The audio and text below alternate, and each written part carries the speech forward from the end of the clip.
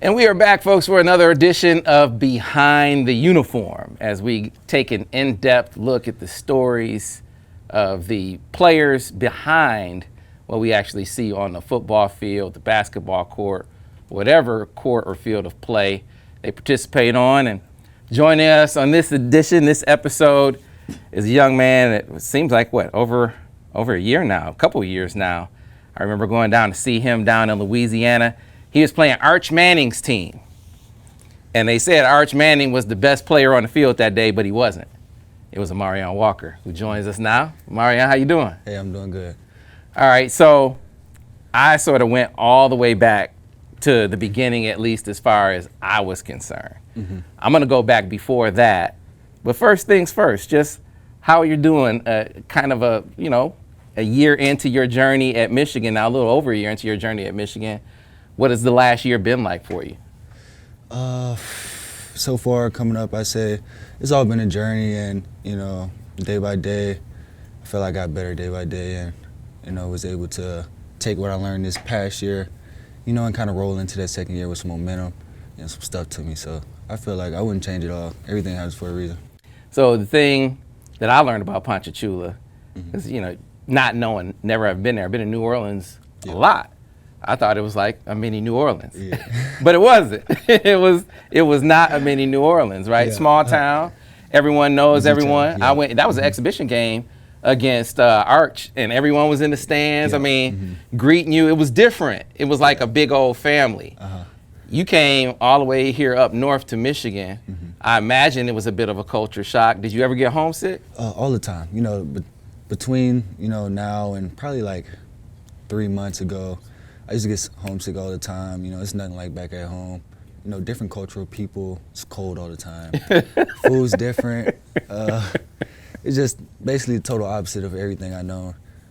I got friends and people I met down here. That's kind of helping me transition into it, and learning how to live life on a different side, of the paper, and just enjoy what you got in the moment. So you were initially committed to Notre Dame. Yes. Right. So you were always going to have to get used to the cold piece. Did you True. have an idea when you committed initially, when you were coming up this way, that the weather was going to be a big adjustment for you? I knew it was going to be a big adjustment. I kind of hope it wasn't going to be as bad when I got here, but it was actually 10 times worse than I expected. I got a big old coat on, and I threw it on and said, whatever, we're gonna take this challenge. So. Right.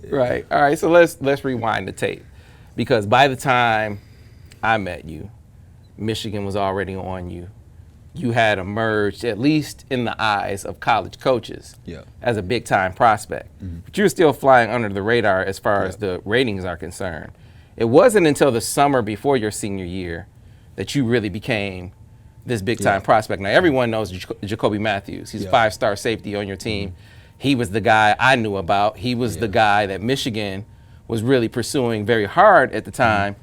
And then I heard, hey, there's this kid over there to be on the lookout for, Amorion Walker. Yeah. And when I came to see you that day, remember I said you were the best player on the field.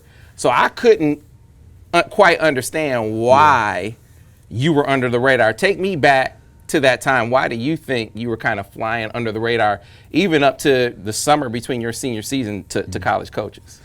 Like I said, growing up with everything I've done, I've always been underdog kind of. I feel like I got to work 10% harder than everybody else did just to get the bare minimum. So everything I did was with a purpose. God takes me through different routes. Nobody goes through the same journey.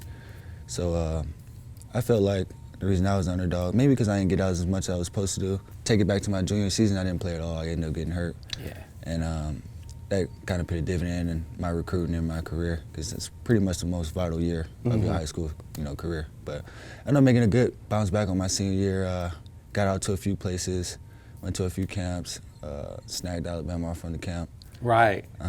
So let's pit stop there for a second, because that's not just any camp to go to.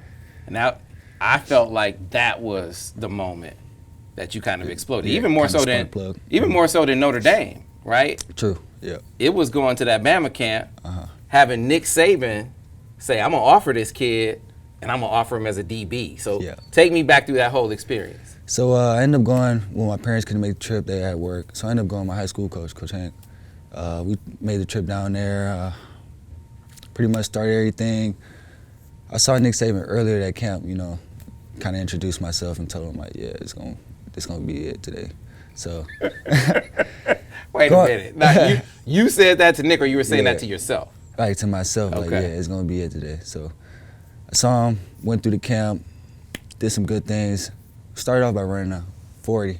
That's when he kind of like got interested. So I ended up running with a 4.4, something in the 4.4 range. And then I just seen him. Electric? I don't know. Or hand time? Hand time, yeah. Okay. So I seen him. It was the fastest one there. He was in the corner or whatever. He kind of like looked, and then he went inside. So I was like, I think I got his attention a little bit.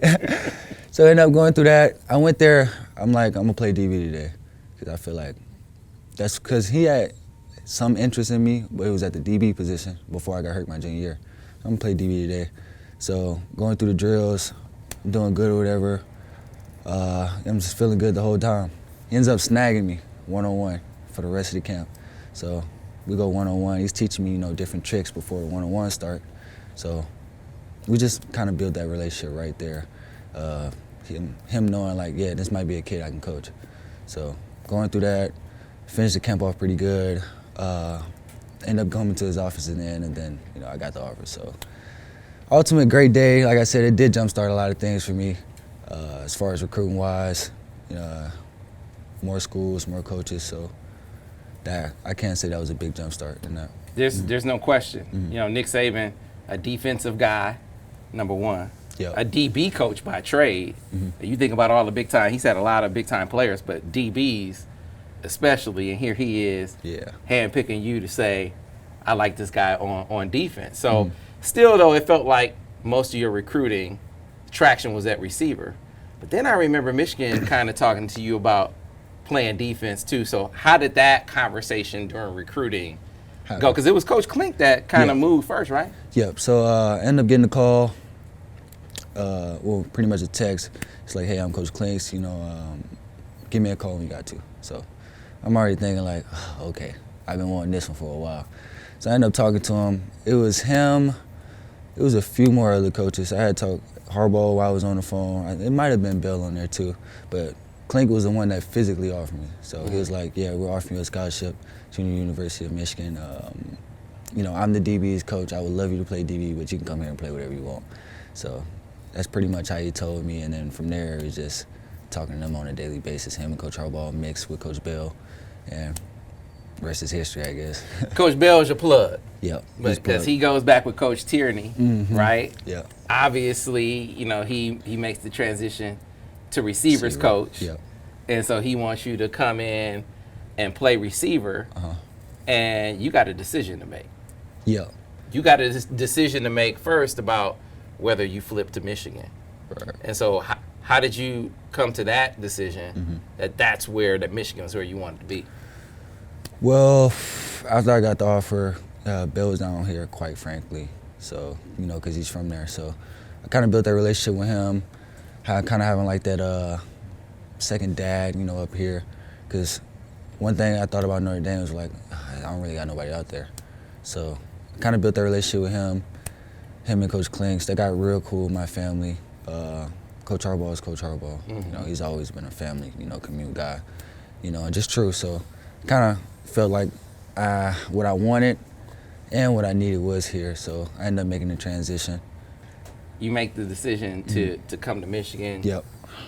You come here, but before you get here, man, I wonder, this was like when NIL was just jumping off, kicking off. How much did that weigh into? How much did you hear NIL-wise during the process, and how much did, if at all, did that affect your thinking? From it frankly being new, I don't really think I got the benefits as like the kids, the 2023s did, or like that. So, like I heard about it, but at the same time, I'm like, it's just not starting. So it can't like quite frankly be where it needed to be. So like I heard numbers here and there, but at that time, as that got kicking off, it was late. So like, I can't make my decision on this now. So I just got to go with who I've been talking to and who I know at this point. So right. So you get to Michigan. We'll get to talk about NIL here shortly. You go through camp, and I remember sitting here with Will Johnson, and he said, man, this dude is a freak. He'd go kill the combine right now. It reminded me of my first conversation I had with Coach Hank. You know, Hank Tierney is a Hall of Fame coach in the state of Louisiana. And my very first time seeing him was that day where you played against Arch Manning. And I felt like I said, best player on the field that day was you. You didn't play it down to DB. Yeah, I did. Coach Hank was like, this dude is an All-American defensive back too. I said, why don't you, if he's an All-American DB, why did you play him there against Arch? He said, well, I'm saving him because he's a weapon. So he said he's going to be better than Ryan Clark. He's going to be better, which is a pro, right? Pittsburgh Steelers. He was like, you know, I had the Joseph brothers. I had Ron Bellamy. He's going to be better than Ryan Clark. And I'm thinking to myself, man, I watched this dude play receiver. I haven't seen him play any DB. And then Will came up here and said, you know, you turned it out. So I imagine when you walk on the field at Michigan, there has to be a moment where you know, man, I am faster than all these dudes. I can hang with these guys, or I am better than these guys athletically. Do you remember when that was? Probably the first day. You know, I came in with like some, you know, coming from where I come from, like you either gotta, you know you that or you ain't that. So I came in with that kind of frank knowing like I gotta be that because I always been an underdog. Because you know if I don't show that or like feel like I'm that, then I got no chance. So I came in and then I kind of tested my measurables against the other guys. I always knew I was an athlete, great athlete at that. As far as like running and jumping and building, changing directions, I was a track guy too. So I knew I was gonna be doing well in those categories. My main focus was like, you know, probably getting my body in order, you know, putting some more strength on or like being durable. Pop said you were 157 pounds when you showed up. When I came in, yes. 157 pounds. 157 pounds? Yeah, it was that. And so you were ready. You felt like even at 157, I'm going to be all right. Technically, yeah. I mean, because I was playing receiver. You know, really a receiver, as far as what the past then showed, it's not really a size factor. You just got to be well at what you do. Now, as DB, it does counter into that. You know, your body got to be durable. You're going to be tackling, you know, people coming at you. So as far as last year, I wasn't too concerned about that. This year, I'm dialed in on that. Right, but that was just when you arrived. By the time you get to the season, where were you weighing in at? I think I finished the season at like 192. Okay. I probably lost a little bit of that. I'm probably like the 188 range right now. Okay. So Coach Herb, what you will talk about? Yeah, coming up, right? He does what he need to do. Yeah, he's definitely the best at what he does. So was it tough for you? I know everyone loves winning. Everyone loves playing. Yeah. It's easier to deal with not playing when you're winning, but that doesn't mean it's easy. It's easy. Yeah. Right. So what about for you last year? You played some. Yeah.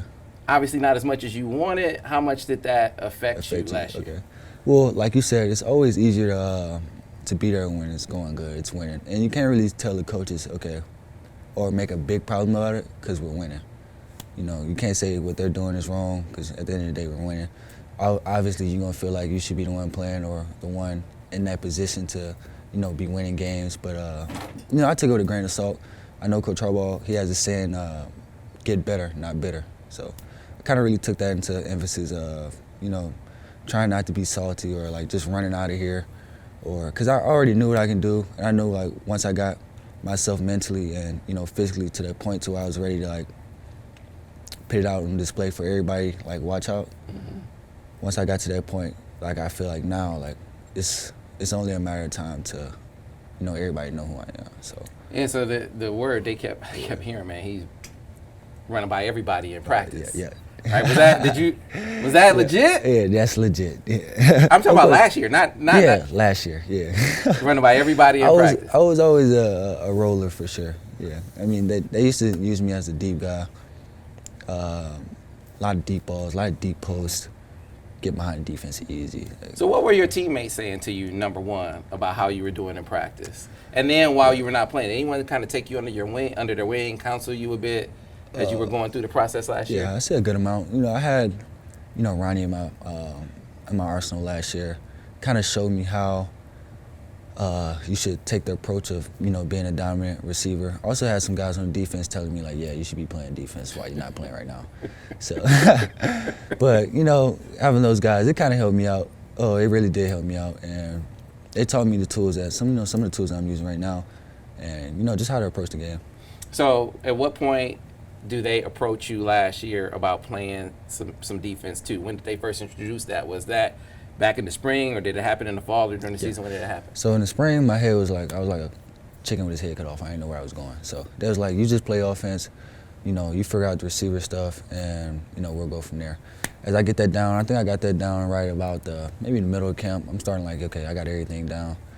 And they're like, okay, every now and then, come to defense, and then like for a period here and there. And it was kind of like that the whole year. Like I'll go in, depends on how I'm feeling. Like I might play all defense today in the one-on-ones or 7-on-7, or I might play offense today. It was really just what I wanted. As far as like running the plays wise, I'll go over the defense probably like one period, run the playbook a little bit.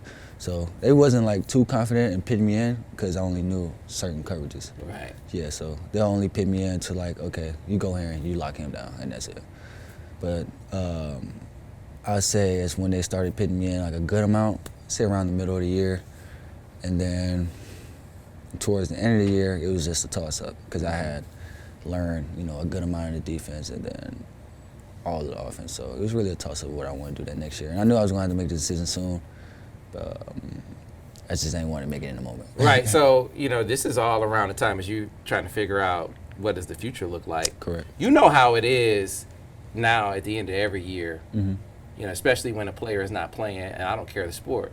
They're looking like, what do I do? Do I stay? Do I go? True. Do I go closer to home? True. What was that moment or that thought process like for you? Who did you talk to? And was that something that you seriously considered? I would say towards the end of the season, I did have a lot of people chirping at me. So, of course, places like back at home, like LSU or, some of the down south schools. I really didn't give it as much attention as maybe I wanted to. I heard it. I really let my dad talk to him. I really talked to him a lot. I was really focused on like, yeah, no matter if I go somewhere or if I stay here, I need to be where I need to be at. So that's what I was mostly focused on. Like I said, I heard some of it, not a lot. I had a big meeting with Coach Harbaugh, kind of like set the foundation, where we think things gonna go. That went well. Like I said, I'm here anyway, so ain't no better place to do it than here. Right. No, I hear you. And so NIL is a big piece. That we see how these schools are really rolling with recruits. Mm-hmm. They're throwing NIL all over the place in the transfer portal as well. So I imagine you had to turn down. You had to turn down a lot in order to stay, right? Let's keep it. We obviously gonna keep it real. Yeah. You have profile now, greater profile. There are gonna be more NIL opportunities coming your way. How are you processing that? I know one of the things that you did recently was you sat down with Dave Hemmick from the Hemmick Group at Morgan Stanley. I'm curious, when you did that, what were some of the things that you guys talked about? What did he go over? What did you take away from that experience? As far as an NIL standpoint, we talked a lot about, protecting athletes and, a lot of kids are getting money these days and not really knowing what to do with it. So showing you like how to really manage it, taxes, what you're gonna do moving forward, how you plan to invest into other people or even yourself. So it was a real, informational, and factual conversation that we had.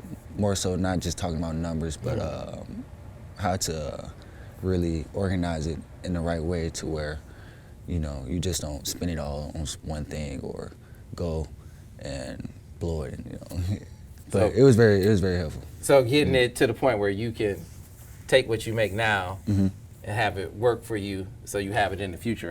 That was one of the things that when we had Will in, that he was talking about as well. You can actually make money in college that will be part of your retirement or be your retirement. So as you talk through with other guys, you went to high school with a lot of guys that are in college. Have you gotten a sense for how NIL runs at other schools versus how it runs at Michigan? Do you kind of understand any of the differences that exist at this point? I can say,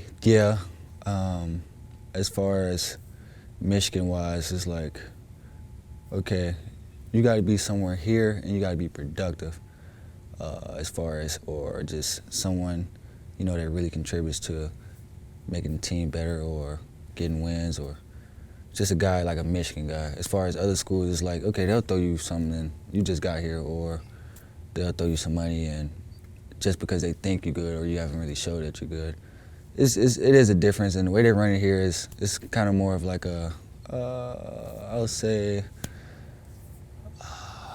a constructive basis to where, okay, you do what you need to do, then we take care of you. So, you know, if you're not doing what you need to do, we still take care of you, but just maybe not as good.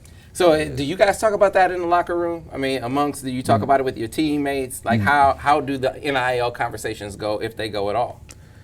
Quite frankly, we don't even have a lot of them. Yeah, it's like we got some like team constructed things to where we all talk about like, okay, we all show up here, you know, and it's like this big group event that we all get. That might be the only thing we really talk about.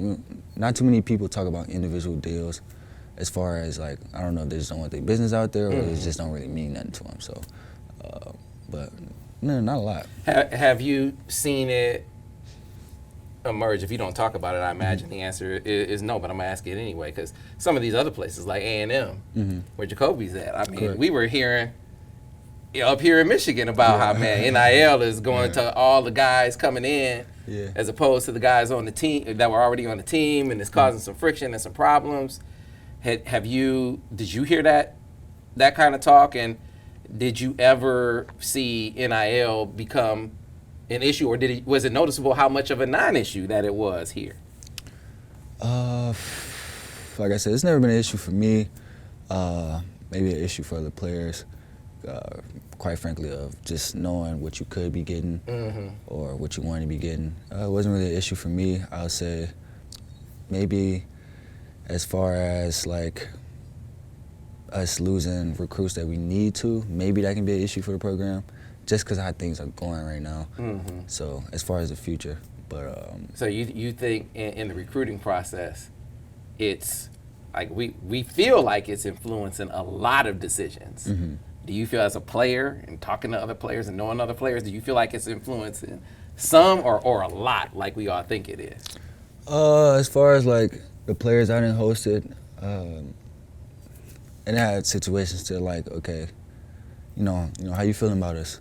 And then boom, they'll throw out this, okay, this person said they're gonna give me that.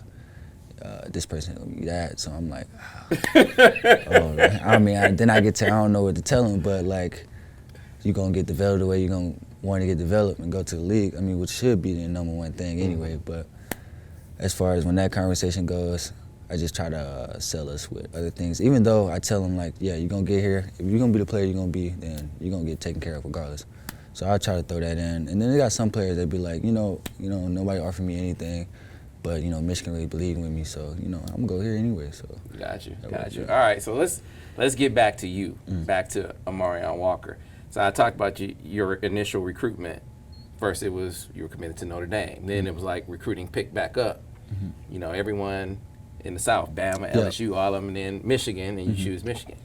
You come to Michigan, and after your first year, you get recruited all over again. I'm talking about past the portal. You've decided to stay. Yeah. And you get recruited on your own team, on your own team, right? So you play it for Coach Bell at receiver. At some point, someone on the team said, you should flip to the other side and play corner. Take me through that. So, like you said, I started off with Coach Bell.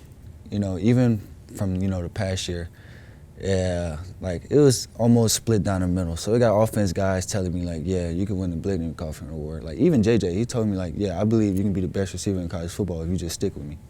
Then they got people on the defensive side saying like, yeah, you missing out on money. You can, you know, break the bank. So I'm like, it's just head going both ways.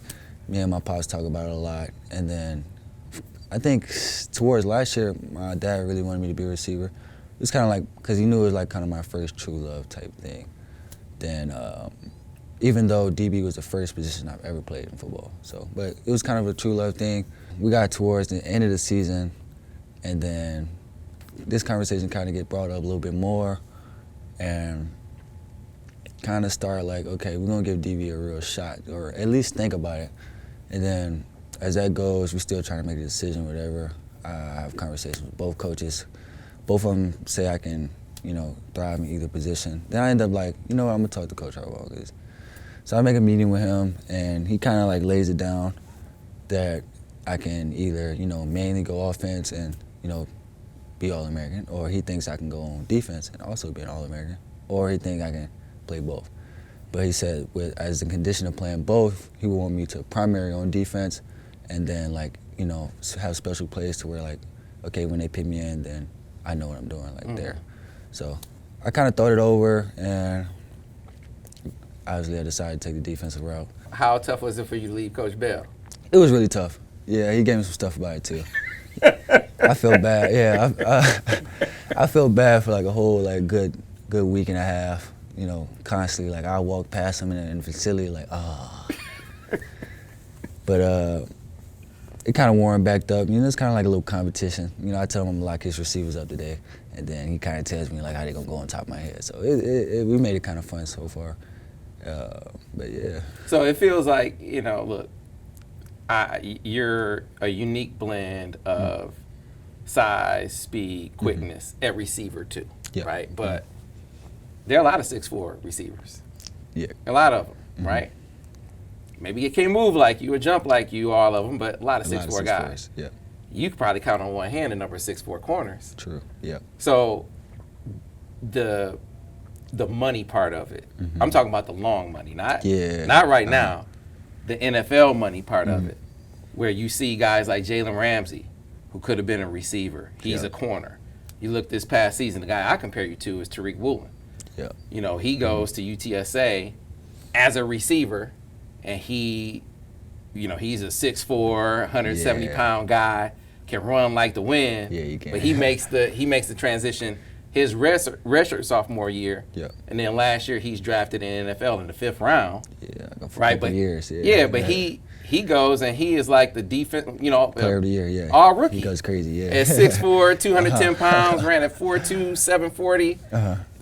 It seems like that's you. Yeah. And so, did you kind of think about that? Let's set aside that you can really be an All-American, a DB at Michigan. It's a clearer path to playing time. Did you think about the implications? Yeah. Pro-wise. That was a big factor. So, like a lot of family members and, even coaches, old coaches I talked to, they talked about like the rarity as you explained in the position. So like you said, there's a lot of 6'4" guys, not many 6'4" corners, especially that can move the way that I move. So they was thinking like, as far as, I think you could be a great receiver, but I think you can be like, Hall of Fame cornerback. So just having that in the back of my mind, I was thinking like, what, I'm gonna shoot for the stars. I'm gonna go for everything. So I kind of made that transition mostly on that factor of knowing, I can be great in this, but I can be, even more great in the other. So I kind of worked that route. Yeah. So when I first heard about the likelihood of the move, I thought immediately he's gonna start. Yeah. And the reason why I thought that is like, there's no way they move this dude from receiver for nothing. Well, he could be a receiver to go be a backup. Now you still got to do your part. Yeah. But they didn't move you to sit, right? But Uh-huh. you got to go back that up. Know that you can run. Know that you can change direction and cover. Really, really smart guy. Know you're gonna pick up the defense. Oh, yeah. Here's what I don't know about you. Will you hit? Oh yeah. Can you tackle? Will you stick your nose in there? What about the physical part of it? Tackling is a mentality. So I feel like you can be, 160 pounds, or you can be, 240. It's definitely a mentality. It's also an art. You can learn how to do it, but it's a mentality. You go in there with like, knowing I'm finna bring it, and it's all gonna play out for itself. So and that's what I feel like I thrive in a lot. Confidence and knowing I'm better than who's standing in front of me, and being able to execute with that same type of confidence. And, when I do got to come down and make a tackle, I'm going to make sure you feel me. So for the next play, you don't run at me. All right, so we're going to put you to the test. Now, I know that you can tell me a big play you made in coverage and practice. Let's start there. Take me through a big play in coverage that you made in practice. And I'm talking about whether it be last year or I'm really focused on this spring, one that really sticks out in your mind. Like, man, I know that was an impressive play. Well, the last 2 practices I've had 2 interceptions, so I've been doing pretty well as far as trying to be like a ball hog takeaway guy too. So Probably either one of those plays from the last 2 practices. So give me the specifics of the plays. Like what happened? Who were you covering? How did you get the INTs? I think 2 practices ago, I was holding CJ, and I had him in the boundary, and I'm thinking, like, before the play even starts, what is some of the possibilities of the routes he's gonna run? Not too many. So I'm thinking, first thing that comes to my head is like, okay, he's gonna run a fade on me. I'm in the boundary on 1-on-1. It's solo, and I know JJ's gonna try me.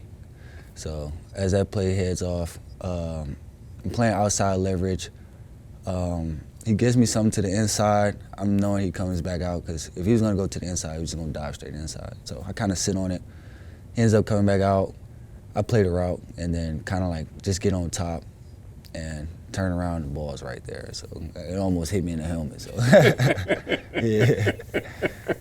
All right. How much of it is the offense? Mm-hmm. How much of it is the receiver? You just practice with the dude the whole That's a lot. year. So Yeah. how much of the tendencies and the knowledge of the playbook is kind of assisting you as you're practicing right now? I'd say what helps me the most is, I know our receivers, but I feel like I haven't studied them enough to know, some of their natural tendencies or what they do a lot.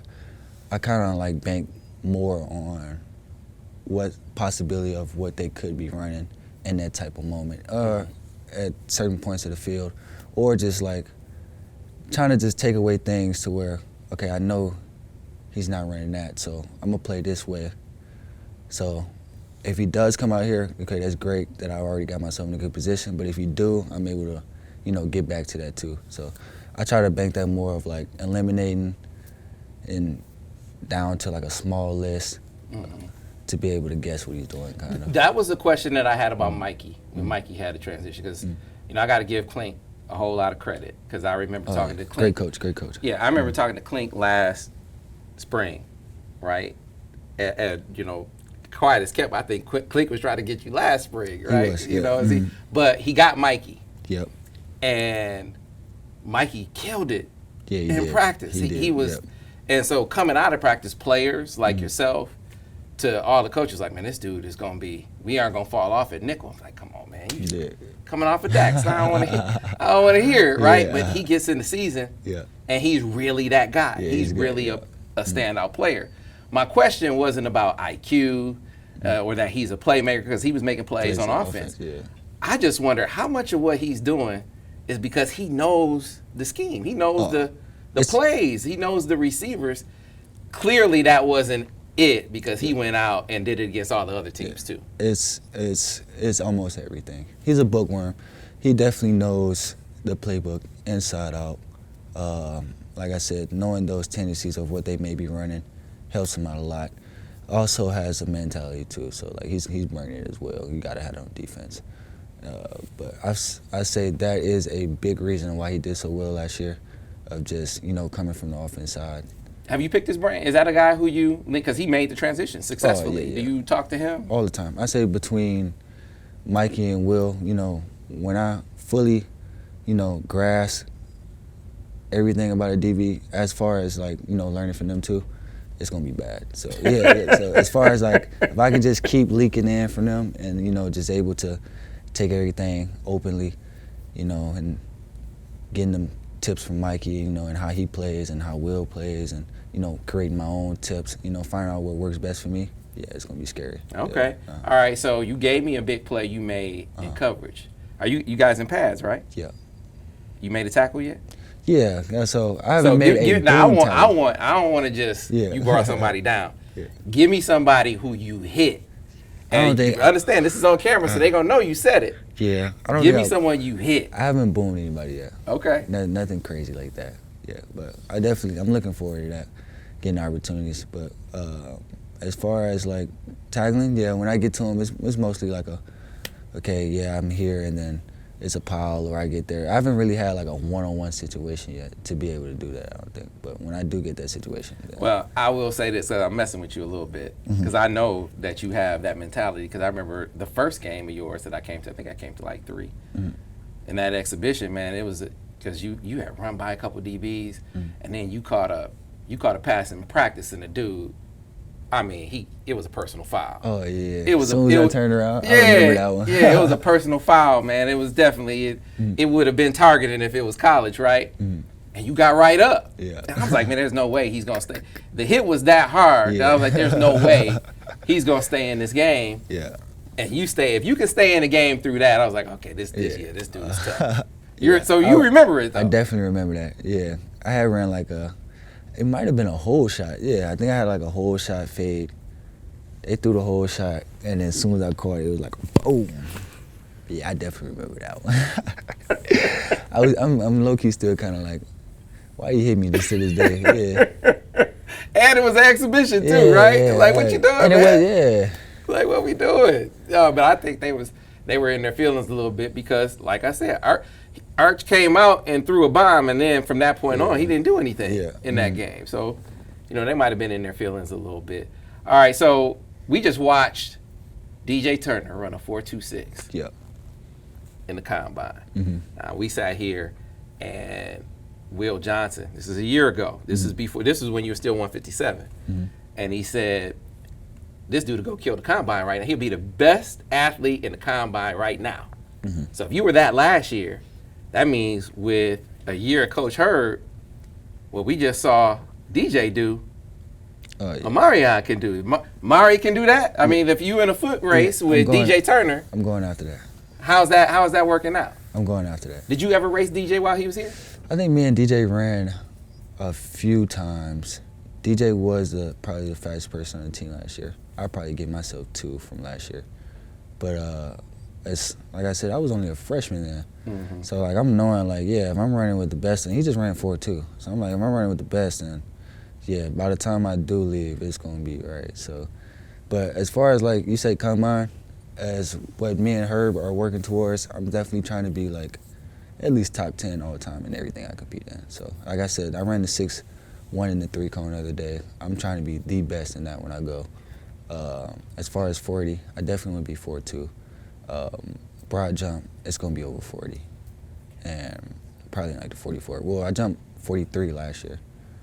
43 last year. 43 as a freshman. As a freshman, yeah. So I'm trying to like, add a couple inches on that. Shoulder's pretty good. I've been in like 3.9, 3.8 range. Got to get that down if I want to be top 10. These numbers are all like elite NFL combine numbers right now. Forget college. Like, you could be in the combine right now, and those numbers would be at the top or near the top. But you got some things to do on the field first. True. We get it. So you talked about the last couple of practices you have. How have you guys as a defense been doing? I know Will's not playing. You got some guys out. How do you guys as a defense, how have you been doing? And what has been the toughest part this spring of your transition to corner? Because it's not you making plays every snap, I know. So what's been the tough part of it? I would say, well, to answer your first question, as a defense, I feel like, we becoming more of a tight-knit defense every day. Like I said, Will's out, so me and some of the other corners are like, trying to be able to, lock that other position down and, being the staple while Will's not here, because somebody got to take that role. So I'm like, shit, I'm going to take it. But just between that and having Mikey trying to lead and, pitting everybody, in the right position to succeed, I feel like we get better every day, and it's just a work in progress. And as spring prices go up, the better it will be. As far as difficulties for me, I would say from playing receiver a couple years straight, I still got receiver tendencies. So some of the things to where like, okay, I'm used to, as a receiver, boom, I make a move, I need to know where the ball is at. So a lot of times I'm like, okay, I guarded him, I didn't look at the route, okay, now I'm looking at the quarterback, okay, and they may be probably they went to scrambling, he done ran the other way, and I'm looking at the quarterback. So like, it's just as far as like tuning in, eliminating some of those tendencies I had on offense and, perfecting the technique that I'm trying to learn right now as far as like not relying, because a lot of things I do, okay, yeah, I won that rep, but I won it off athleticism. Okay, he did that, but okay, I end up getting back in position because I'm this fast, or I end up jumping his route just because, okay, I'm just that more athletic than him. But as far as like when I able to tune in the technique first and then add the athleticism, then that's when I think everything's gonna really get to clicking for me. So how much of the playbook, because you said you only had a fraction of it last year, obviously, defensive playbook. Yep. Where are you as far as, you feel like you know the whole playbook? You feel like you're 80%? And where would you feel like you feel like we that? haven't really put in the whole playbook as far as what we put in now. I feel like I got a real good grasp of it, even more than what I had last year. So I feel like what I got in now, okay, I'm slowly trying to learn these things and then make sure I never mess it up again, because that's a big thing with our coaches as far as like, okay, we got to be able to trust you out there, because on offense you can mess a play up, you just ran the wrong route. Defense, that's a touchdown. Right. Yeah. Right. So as far as like, I'm trying to, okay, I learned this one coverage at one, but I'm gonna put everything into this one coverage at a time and make sure, okay, when they call that, boom, it's second nature, to where like I'm trying to learn multiple things at a time. So as far as like time-wise, we've been putting them in a good time frame to allow me to be able to get in there with Clint all the time, come in the morning before class, or like, re-go everything, or just ask him when he got time to hit the field, really walk through it, because I'm a visual learner, and I listen to it too, but like, I really need to be doing it out there to, correctly learn it the right way out there. I don't want to learn it. So as far as the playbook, I feel like what we got in now, I'm learning pretty well. It still got things that I'm gonna put in, so I see how that goes, but as far as now, I think I'm doing pretty good. All right, so we're winding down. You talked about you and Coach Herb have goals for you as far as the training room is concerned. He's already accomplished a lot with you weight-wise. What are you up to? Where are you checking in now? Like 180, 189, 188, 189. So what's your goal weight for the season? I think he wants me at like the 193 range. Yeah, 192. He kind of wants me to be able to, put on what I put on and still be able to move to the highest of my ability that I am now. So he don't want it to be too much, too little. He all about finding that happy medium. And I guess we'll figure that out as I put on and I go through the training, summer cycle in that area, in the fall cycle. We'll figure it out. But he does a really good job at being able to, tap in with the strength and weight wise, as far as being able to move to the best of your ability. So you said defense is a mentality. I mean, receivers have a mentality too. Yeah. You kind of buck that trend. Like a lot of receivers chirp a lot. You don't seem to talk a lot. At least from the outside. I don't know if you really do on the field or not. Yeah. But it sounds like, from a talking perspective, now that you're on defense, especially from a leadership perspective, you're kind of taking that on. Do you sense yourself kind of being more vocal on defense, or is that just a misconception that you don't talk a lot? 100%. As offense, I talk some, but to me, offense was like more of a finesse thing. Like, okay, I didn't finesse my way out of a lot of things. Yeah, I talk when I catch the ball there. Defense is like, yeah, I'm chirping at him whenever I get a chance. Yeah, so like I'm here, I'm chirping at you the whole play. I break it up, you gotta hear me. I pick it off, you definitely gonna hear me. The quarterback gonna hear me. So it's like, I feel like defense brought out another part of me that, I always didn't display, but when I touch the field, it's like, boom, mask on. It's a whole different Mario at that point. So, and it's really how I gotta be on that side of the ball, to me at least. And that's when I play the best too, so. Yeah, so you talked about how scary it could be. I mean, Will just came, and basically he's a preseason All-American based on how he put it down last year. Right.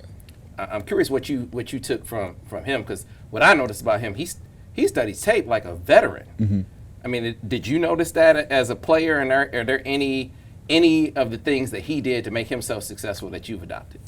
Oh yeah, I mean, as far as tape-wise, if you don't watch any tape, then you ain't trying to be, great. So he does watch a lot of tape. I try to watch as much tape as I can, as far as like, who you going against, or just things you can pick up, because you don't know it all, and the greats get something from another great, before.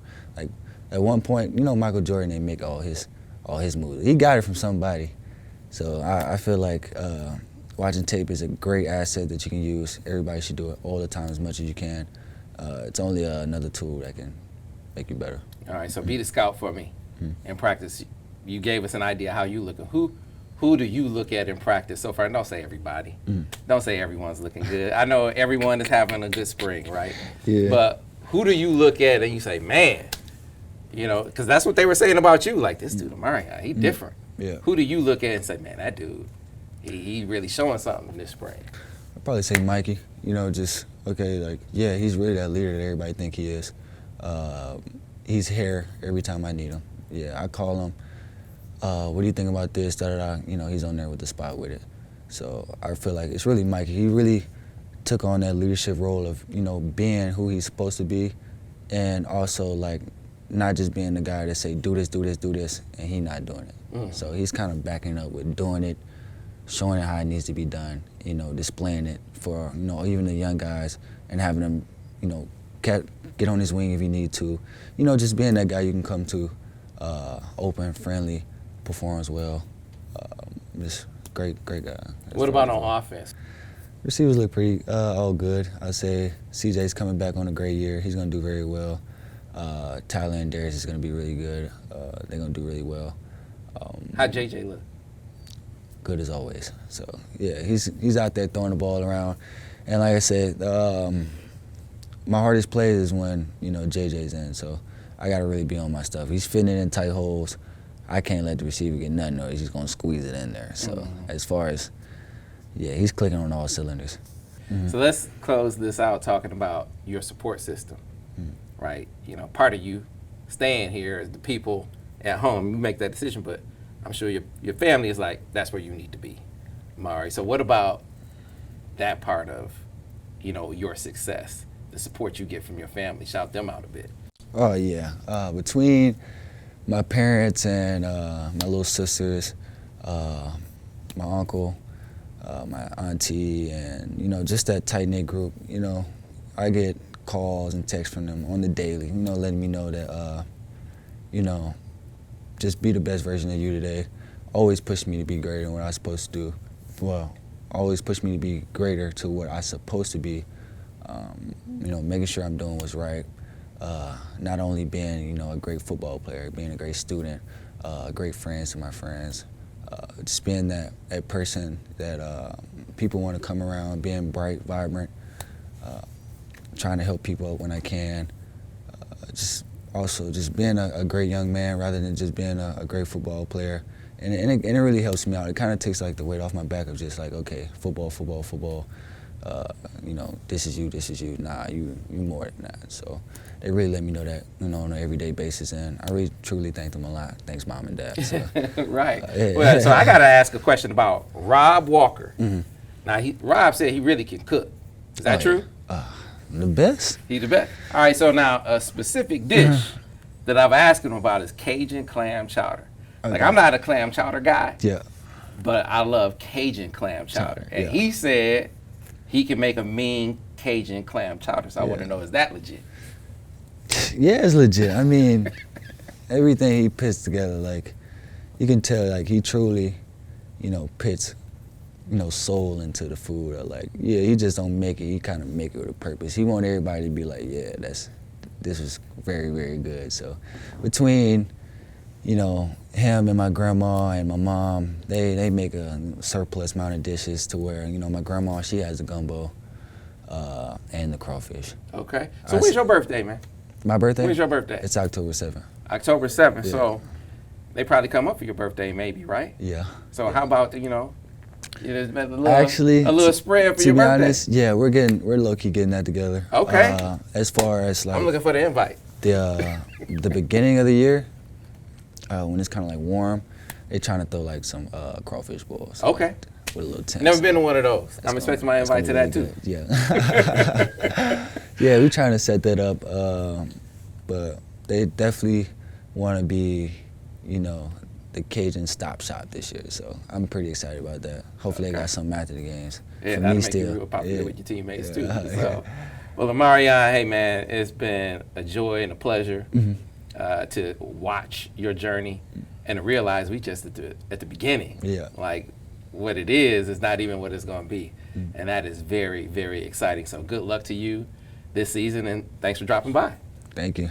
All right, folks, that'll do it for another edition of Behind the Uniform. You can always check us out over on the YouTube page, over on our Facebook page. Of course, if you like this, be sure to subscribe to the channel, like the videos, and you can also find us over on the MichiganInsider.com.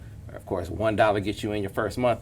And after you've been in a month and you become a full paying member, you also get that access to Paramount Plus too, so don't miss out. That'll do it for the latest edition of Behind the Uniform.